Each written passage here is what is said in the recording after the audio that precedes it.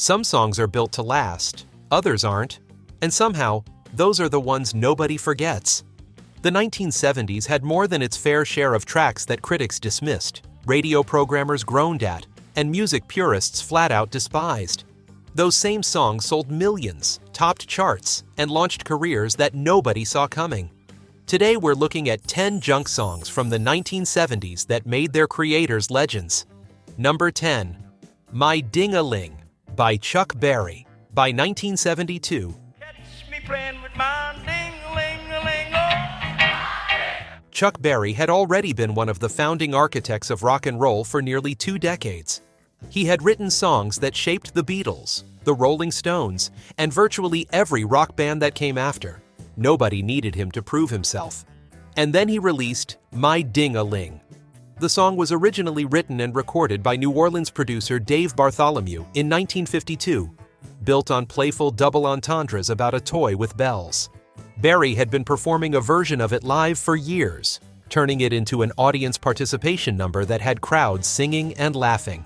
Catch me playing with my ding-a-ling-a-ling, oh. On February 3rd, 1972, Berry performed it live at the Lanchester Arts Festival in Coventry, England. Pink Floyd was on the same bill. A recording unit captured the set, and when the tapes were reviewed, the live version had an energy no studio recording could replicate. When Chess Records released it that September, some radio stations refused to play it. Critics rolled their eyes. Berry's longtime fans were openly embarrassed that the man who had invented the guitar vocabulary of rock and roll was scoring his biggest commercial moment with what many called a schoolyard joke.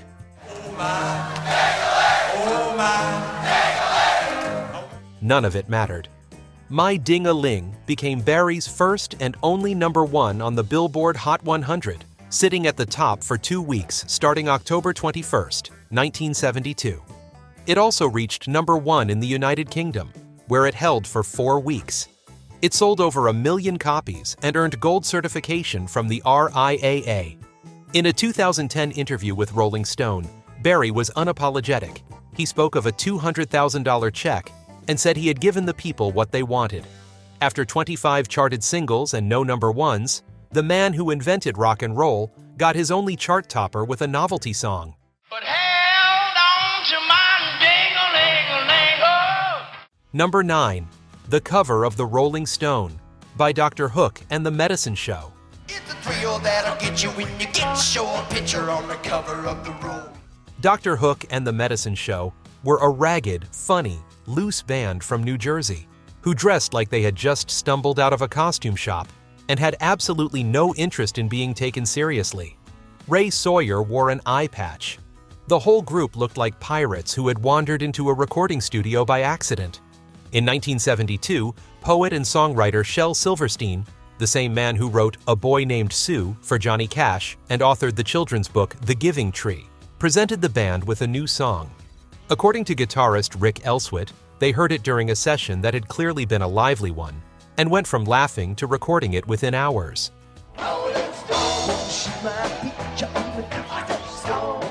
The song was a mock complaint from a band that had everything: groupies, drugs, limousines, but still couldn't land on the cover of America's most prestigious rock magazine.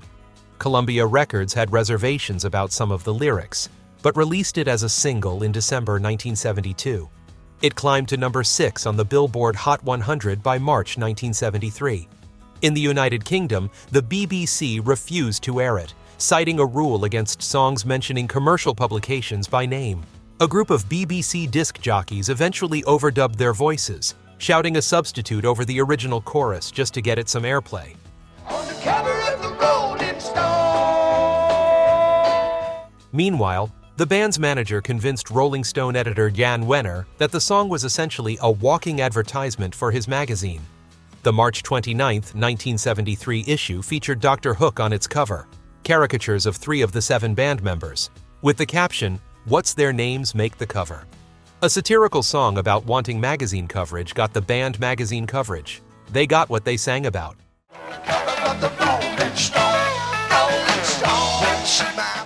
Number 8. Kung Fu Fighting by Carl Douglas. Everybody was kung fu fighting. Carl Douglas had been working as a session singer in London in the summer of 1974, trying to build a career that kept slipping just out of reach. He was in the studio with Indian-born producer Biddu to record a ballad called I Want to Give You My Everything, the main attempt, the serious side of the project. Biddu had high expectations for that ballad. The session was booked for 3 hours. With about 10 minutes of studio time remaining, Biddu asked Douglas if he had anything that could serve as a B-side. Douglas had been walking through Soho one night and watched a group of kids mimicking kung fu moves in a mock fight, moving in time to the music drifting out of a nearby pinball arcade. He had written something down. He showed Biddu a handful of options, and Biddu picked the kung fu song. They recorded it in 2 takes, in roughly 10 minutes. When the record was played for Pi Records executive Robin Blanchflower, he listened to the ballad and then asked to hear the rest of the reel. When he heard the B-side, he asked why it wasn't the main single.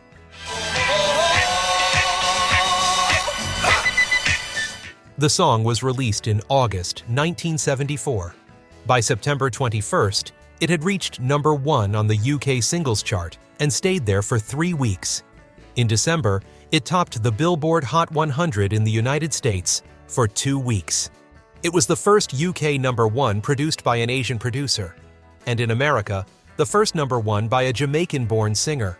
The song topped charts in 10 additional countries through 1975 and sold 11 million copies worldwide, placing it among the best-selling singles of all time. The B-side of a recording session that used up 10 leftover minutes of studio time became a global phenomenon and one of the defining songs of its era. Number 7. The Streak by Ray Stevens.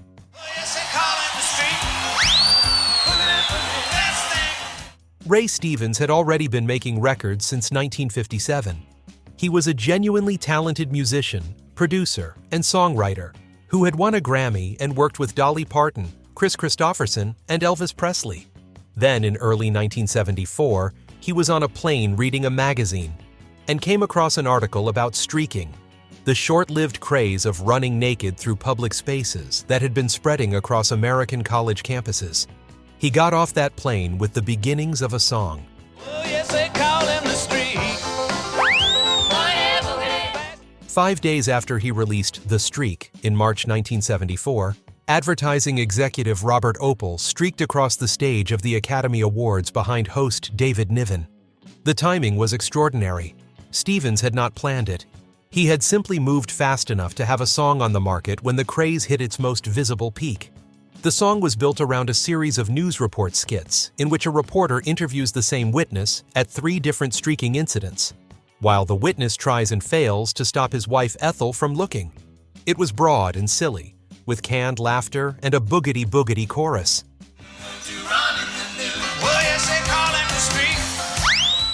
The Streak spent 3 weeks at number 1 on the Billboard Hot 100, from May 18th to June 8th, 1974. It also reached number 1 in the United Kingdom, Canada, and New Zealand, and sold over 5 million copies internationally. Billboard ranked it as the 8th biggest hit of 1974. Stevens later opened his own theater in Branson, Missouri, and was eventually inducted into the Country Music Hall of Fame. But The Streak, a novelty song about a fad that lasted less than a year, remained the commercial peak that nothing else quite matched. Oh, yes, they call him the streak. Oh, yes, they call him the streak. Number 6. Convoy by C.W. McCall.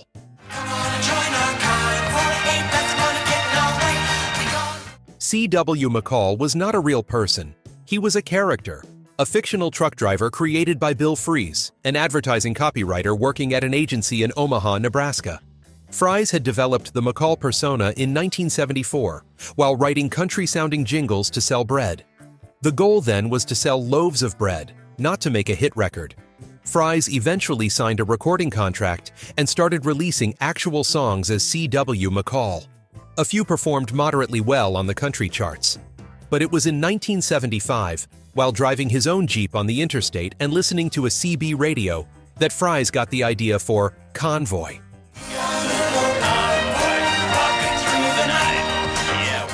CB radios were exploding in popularity in the mid-1970s. Truck drivers had developed an elaborate slang, partly to communicate among themselves, and partly to keep conversations away from police monitoring the channels. Fries bought a CB radio with his collaborator, future Mannheim Steamroller member Chip Davis, and immersed himself in the language. Convoy told the story of a fictional trucker rebellion, a group of big rig drivers led by Rubber Duck who organized via CB radio to travel cross-country while evading highway patrol. It was a protest song of sorts, born from real frustrations, a nationwide fuel crisis, government speed limits, and grinding trucker regulations. But it was told entirely in CB jargon with a playful, theatrical energy that kept it from being anything approaching serious. CB handles like Sodbuster, Pigpen, and Rubber Duck gave the song a cast of characters that audiences genuinely connected with.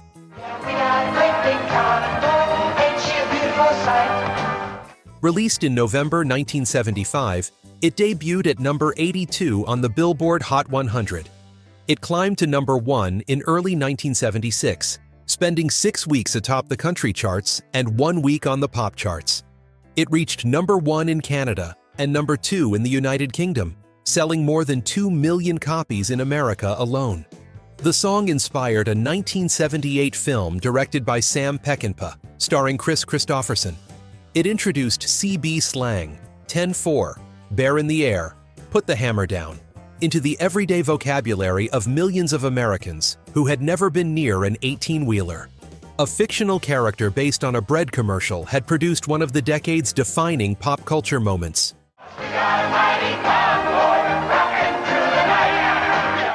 Number 5. A Fifth of Beethoven by Walter Murphy and the Big Apple Band.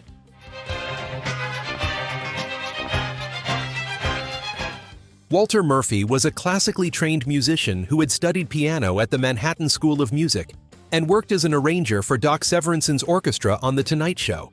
He was not the kind of person you expected to produce a disco novelty hit. In 1974, while writing music for a commercial, a producer suggested the idea of updating a piece of classical music for a contemporary audience. Murphy made a demo tape of 5 songs, 3 straightforward pop pieces, and 1 disco adaptation of Beethoven's Fifth Symphony. He mailed the tape to record labels. The pop songs received no interest. The Beethoven adaptation caught the attention of Larry Uttle, owner of Private Stock Records.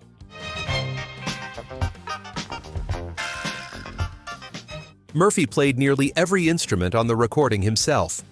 Uttle suggested crediting it to a group rather than a solo artist, and they settled on Walter Murphy and the Big Apple Band, even though no such band existed. 2 days after the single was released, they discovered that another group was already using the name The Big Apple Band. That other group would later rename themselves Chic. A Fifth of Beethoven entered the Billboard Hot 100 in May 1976 and climbed over 19 weeks to reach number 1 on October 9th, where it held for 1 week. It sold 2 million copies. The following year, it was licensed for the Saturday Night Fever soundtrack, the second best-selling soundtrack in history, giving it a second wave of exposure.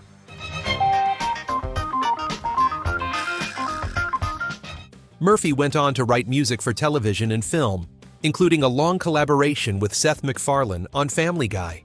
The disco adaptation of a symphony composed in the early 19th century remained the commercial summit of his recording career.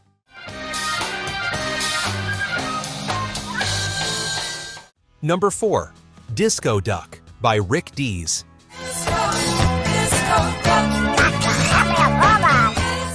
Rick Dees was a disc jockey at WMPS-AM in Memphis when he wrote Disco Duck in a single day at his apartment. He had been playing disco songs on the air night after night, and the idea of a man overcome by the urge to dance like a duck seemed like a natural response to the whole spectacle. It took him 1 day to write. It took him 3 months to convince anyone to record it. Estelle Axton, one of the original co-founders of Stax Records, agreed to release it on her new independent label, Fratone. Former Stax session guitarist Bobby Manuel produced the track. The duck voice was performed by Ken Pruitt, an acquaintance of Dees. All of a sudden I began to change. I was on the dance floor. By September 1976, the song was a nationwide hit. On October 11th, Dees was on his morning shift at WMPS when he mentioned on air that his song might be approaching number 1. His station manager fired him on the spot for conflict of interest. 5 days later, on October 16th, Disco Duck reached number 1 on the Billboard Hot 100. It remained in the top 10 for 10 weeks and sold more than 6 million copies. Rival Memphis station WHBQ immediately hired Dees, where he was finally permitted to play his own song. One footnote: Dees' manager declined to include the song on the Saturday Night Fever soundtrack, fearing competition with his own album sales. That soundtrack sold over 40 million copies.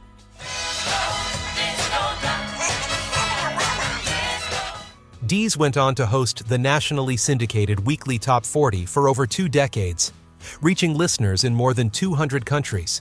He was fired 5 days before his song hit number 1 and spent 4 more decades building a broadcasting career. Not a bad outcome for a duck joke.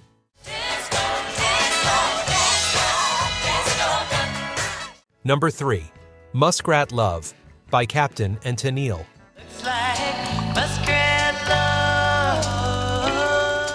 Willis Allen Ramsey was a young singer-songwriter from Texas who released his self-titled debut album in 1972 on Shelter Records at the age of 21. The album was critically admired in folk and country circles. Artists like Jimmy Buffett and Lyle Lovett later spoke about it with real reverence. One of its songs was Muskrat Candlelight, a gentle, slightly absurdist piece about 2 muskrats named Susie and Sam falling in love. The rock band America covered it in 1973 as Muskrat Love. It reached number 67 on the Billboard Hot 100, not much of a hit.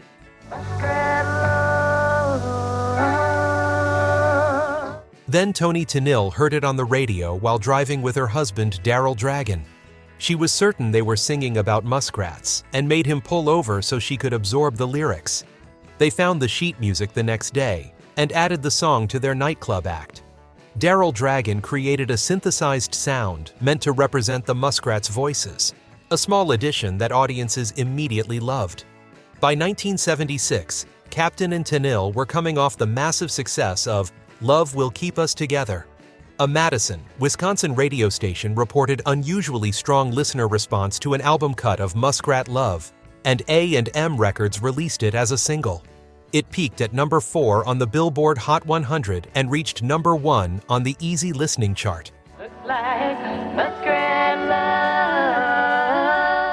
The song was performed at the White House during a bicentennial dinner honoring Queen Elizabeth II and Prince Philip. At least one guest was quoted by the press calling it in poor taste. Toni Tennille described it as Disney-esque. Muskrat Love has appeared on dozens of worst songs lists over the decades. Willis Allen Ramsey, the original songwriter, never released a second album. His fans have been waiting for one for over 50 years.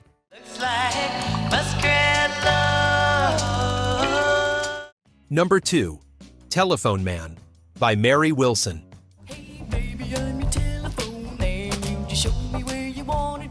Mary Wilson was born at a U.S. military base in Nagoya, Japan, in 1949 and raised in Marietta, Georgia. She earned a master's degree in music education from Georgia State University, worked as a choral director, sang in local clubs, and recorded jingles for radio and television on the side. The song that changed everything came from a real experience. A telephone repairman had come to install a phone in her Dallas apartment, and she turned the encounter into a letter she wrote to a friend, but never sent. Later, she turned that letter into a song, filled with double entendres about phone installation, delivered in a breathy Marilyn Monroe-like voice. Hey baby, I'm your telephone man. Can you believe it? Wilson performed it as the closing number with her jazz trio. A local producer named Jim Rutledge saw her perform it and took her into a studio in 1977. The single was released first on Boomer's own BNA Records label and serviced to radio stations in Texas, Louisiana, and Alabama. From there, it spread. Telephone Man reached number 18 on the Billboard Hot 100 and number 6 on the UK singles chart that summer. It went gold in both the United States and the United Kingdom, and became a longtime favorite on the syndicated Dr. Demento radio program. Hey baby, I'm your telephone man. You just show me where you wanted it. Number 1. King Tut by Steve Martin. How'd you get so funky? In April 1978, Steve Martin was one of the biggest names in American comedy. His stand-up albums were selling millions, and he had been a recurring presence on Saturday Night Live since its earliest seasons. For his appearance on SNL on April 22, 1978, Martin introduced a song about the traveling Treasures of Tutankhamun exhibition that had been touring American museums since 1976. The exhibit had drawn around 8 million visitors across 7 cities and had generated an enormous wave of commercial merchandise. Martin thought the commercialization of a 3,000-year-old pharaoh's remains was worth satirizing. Did you do the monkey? Born in Arizona. He brought it to the show as a small idea.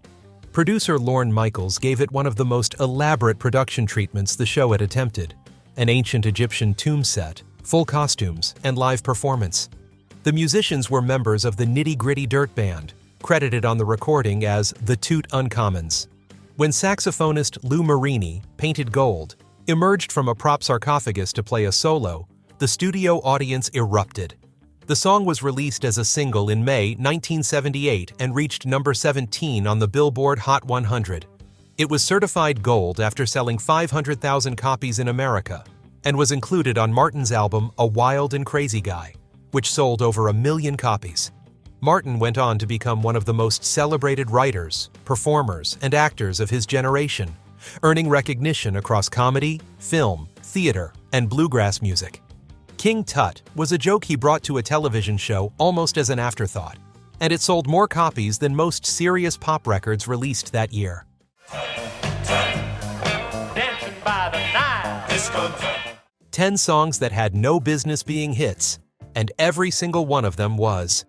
Critics laughed, radio programmers groaned, serious musicians shook their heads, and audiences bought them by the millions.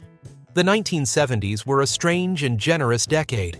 There were CB radios and streakers, disco ducks and dancing pharaohs, muskrats in love, and Beethoven on a bass drop. It was a time when the charts had room for the ridiculous and the sublime sitting right next to each other, and when audiences were more than happy to follow an artist somewhere completely unexpected. What makes each of these stories stick is not just that the songs were silly. Plenty of silly songs disappear without a trace. What made them last is that each one caught a specific moment, a particular feeling in the air, and held onto it just long enough for the world to notice. Chuck Berry at a festival in Coventry, Carl Douglas with 10 minutes left on the clock, Rick Dees writing a joke at his kitchen table and losing his job over it. These weren't calculated moves. They were accidents, instincts, and lucky breaks, and they produced careers and legacies that nobody planned for. If you enjoyed this video, hit the like button and subscribe so you don't miss what we have coming next. We'll see you in the next one.